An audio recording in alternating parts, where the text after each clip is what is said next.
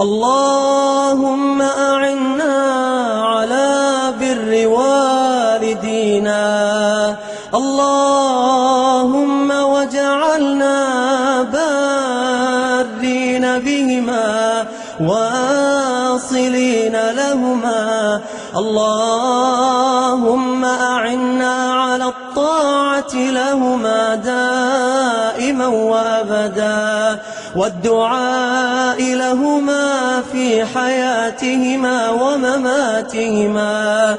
اللهم أطب لهما كلامنا واخفض لهما جناحنا يا رب العالمين، اللهم واجعلنا لوالدينا هينين لينين سمحين حبيبين يا رب العالمين، اللهم ومن مات منهما فاجعل قبره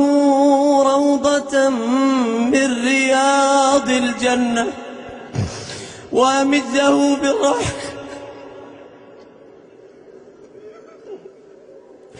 وأمده بالروح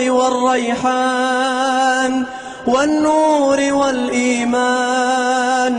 يا عزيز يا رحمن يا رب العالمين، اللهم يا من علت له الوجوه وخشعت له الأصوات ووجلت له القلوب، اغفر اللهم لموتانا ولجميع موتى المسلمين الذين شهدوا لك بالوحدانية ولنبيك بالرسالة وماتوا على ذلك،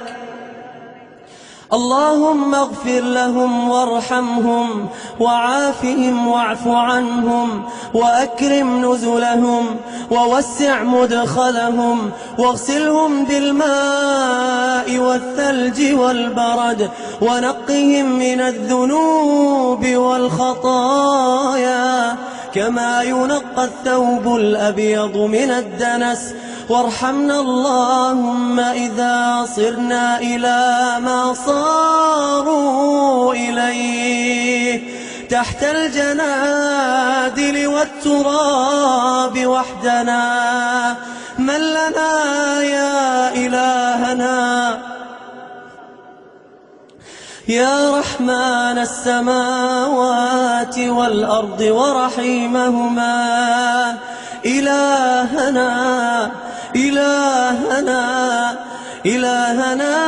كم مرة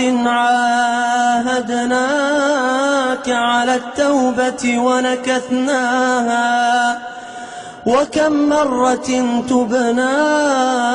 إليك فانقلبنا عنها، إلهنا ما أعظمك